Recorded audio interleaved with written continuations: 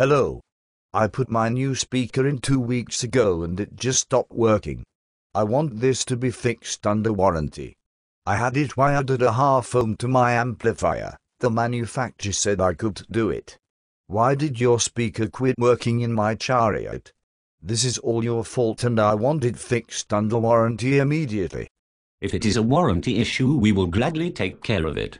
However, warranty only covers manufacturing defect on our part.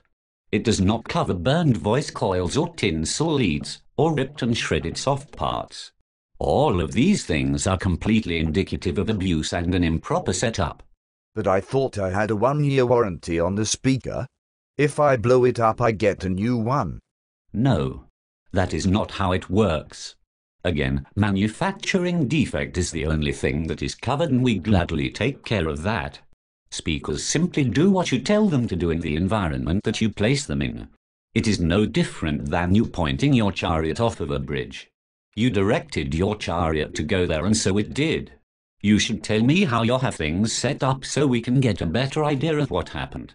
If you get the speaker repaired and put it right back in the same scenario, you are simply going to break it again.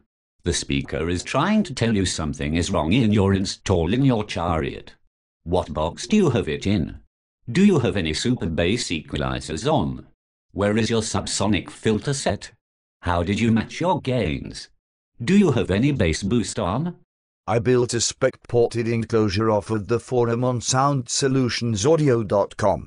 I do have the super bass equalizer on my Pioneer CD player on, the subsonic filter is off, and the gain is about 3/4 up. I have the bass boost on plus 12 decibels because it made my chariot shake so much that it vibrated the nails out of the floorboard. There is the root to all of your problems. You must keep your equalizer flat on your sub-portion of things. Do not use it to boost any frequencies.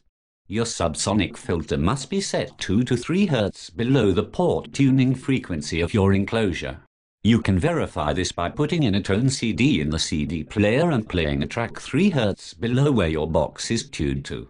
From that point, simply adjust your filter up until the woofer starts to get back into control again.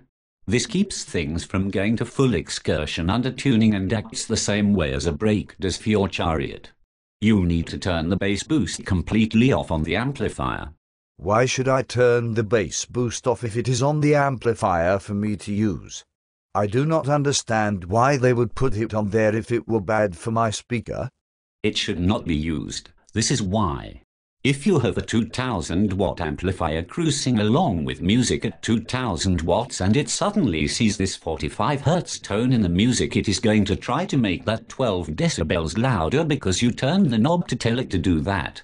The boosting feature is designed to boost that one frequency 12 decibels. The amplifier is already making maximum power at 2000 watts previously with the signal it is given. It now has to attempt to make this signal at 45 Hz 12 decibels louder than what it was before, and it simply cannot do it. The output stage freaks out because the power supply cannot supply the 8000 watts it needs to make this 12 decibel boost at 45 Hz happen. In short, causing the speaker to burn up and fail due to the added heat. You cannot get 8000 watts out of an amplifier that is designed to make 2000 watts. Okay, I understand about the bass boost now. What about wiring my amp to a half ohm? The manufacturer said that I could do it. We do not suggest or condone wiring to under a 1 ohm nominal load for a daily driving scenario. If you exceed the ampacity of the wire on the coil, it will explode like a fuse. I suggest that you get a Recone with a dual 2 ohm coil and wire the amplifier to 1 ohm instead of a half ohm. Also fix the other things that we went over and you should be good to go. Absolutely. Thank you very much for taking the time to explain these things to me. I was totally unaware of how these things work. Your explanation helped me a great deal. No problem at all. One more thing, your gain on your amplifier is not a volume knob. It needs to be set in accordance to the line voltage on your RCA wires. Your head unit is designed to put out 2.5 or so volts depending on the make and model of it. Read the manual and see what voltage it is rated to give out and test that voltage with a 60 Hz sine wave and a digital multimeter. You will then need to set your gain accordingly to that reading. Ideally, this should be done with an oscope. If you have more questions, feel free to email us at sales@ficaraudio.com. Thank you. Awesome. Thank you very much for your time.